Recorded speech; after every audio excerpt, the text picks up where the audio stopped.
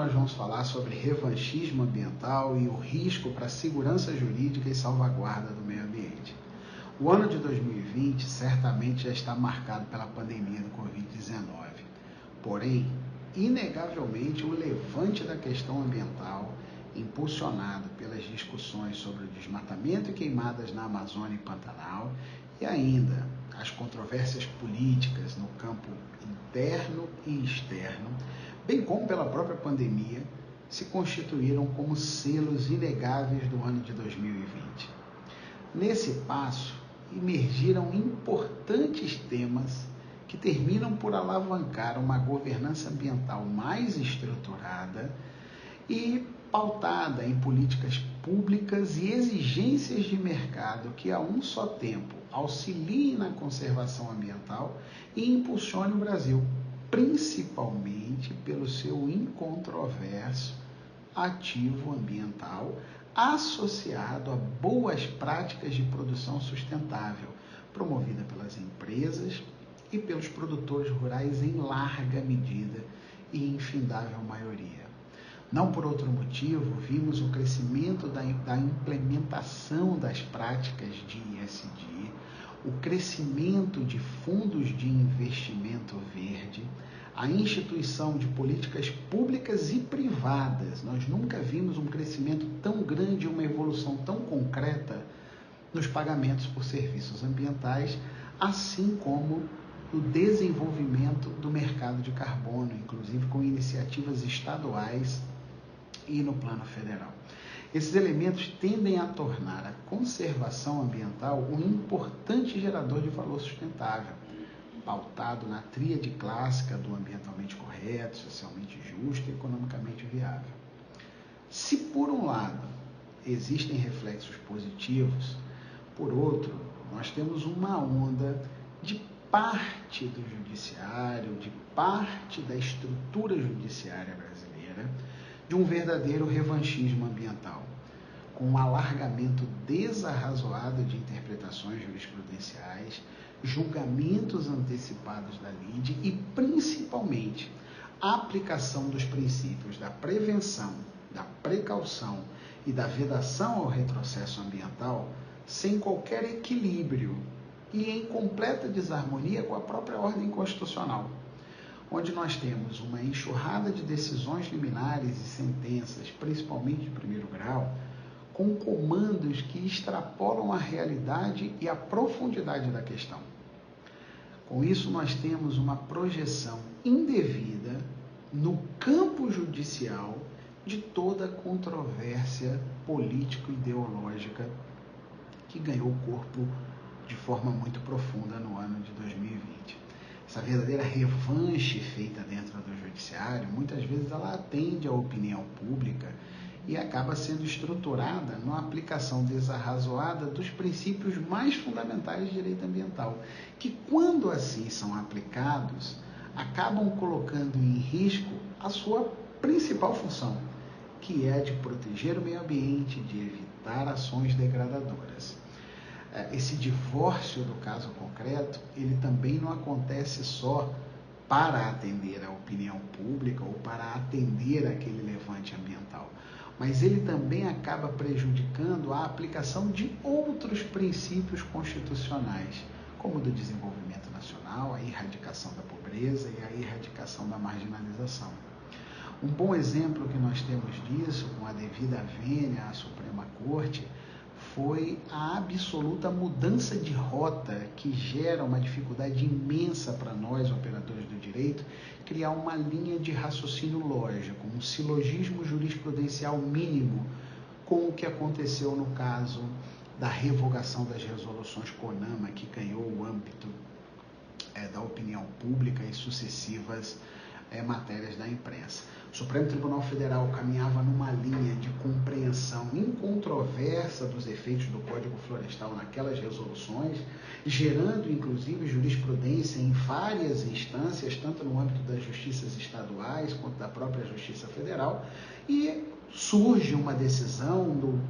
calor da discussão ambiental que contraria as balizas fundamentais da própria jurisprudência da Suprema Corte. Nós não vemos isso, inclusive, só no STF. Hoje nós temos uma crise em um postulado de direito fundamental, que é a presunção de legitimidade do ato administrativo. Nós temos presenciado várias decisões e várias medidas do sistema judiciário como um todo,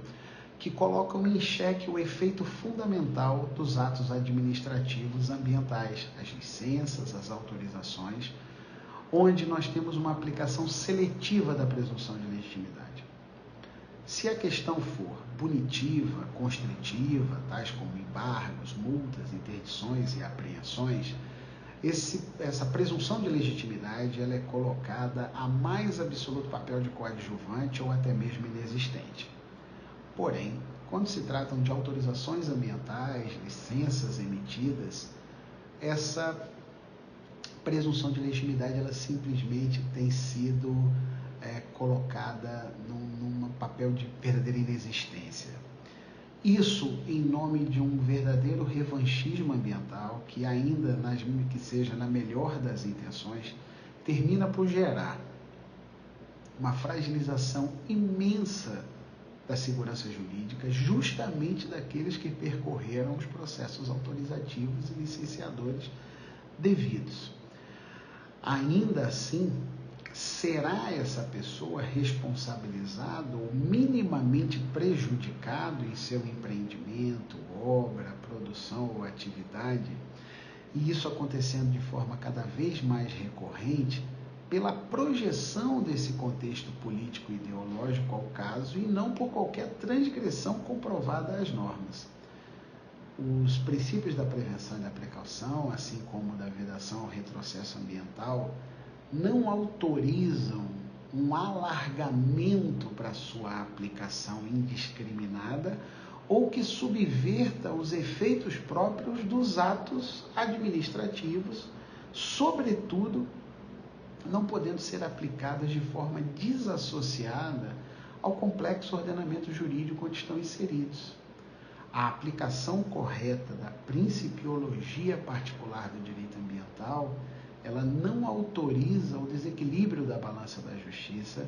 e nem pode ser aplicada de forma autônoma, de modo a abandonar conceitos legais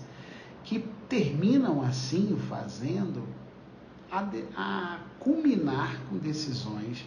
dotadas de certo grau até mesmo de arbitrariedade. Isso tem gravíssimas consequências, que vão desde o agravamento do maniqueísmo ambiental nacional, onde a produção é colocada como verdadeira opositora à conservação ambiental, fomenta a deterioração da imagem do setor produtivo nacional e, principalmente, até o estímulo à clandestinidade e degradação predatória, uma vez que, em se subvertendo os entendimentos jurisprudenciais já consolidados e a presunção de legitimidade dos atos emitidos pela administração pública de forma praticamente automática, com a mera alegação, instaura-se um plano de insegurança jurídica justamente para quem percorre o devido processo legal administrativo,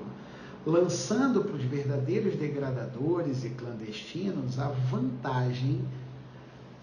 de contar com a ineficiência da fiscalização. Este complexo enredo ainda é tracionado pela propagação de verdadeiras fake news sobre ocorrências supostamente lesivas ao meio ambiente, porém com forte doses de unilateralidade e nítido efeito de nublar a realidade de forma a se equiparar os mais lesivos atos à salvaguarda ambiental a questões que são impactos próprios da atividade, possíveis de serem mitigados e de plena governança ambiental. Essas notícias, elas têm forte potencial de indução no cenário atual, estimulando, inclusive, a equivocada percepção social do próprio judiciário competente, com fundamental protagonismo que só o judiciário pode ter em impedir que este levante ambiental, que é algo positivo em larga medida, configure um revanchismo perverso, no qual quem paga esta conta da degradação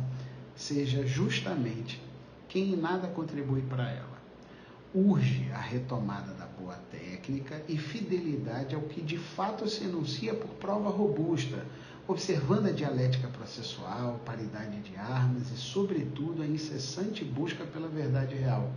mesmo quando o clamor político-ideológico estampe o que lhe parece mais correto, que nem sempre é o mais justo e tampouco pautado na ordem jurídica constitucional. O que estamos fazendo aqui é uma convocação para que tenhamos a necessária serenidade e sempre sejamos fiéis à boa técnica jurídica para a prevalência do princípio da segurança jurídica. Um abraço e até o nosso próximo bate-papo.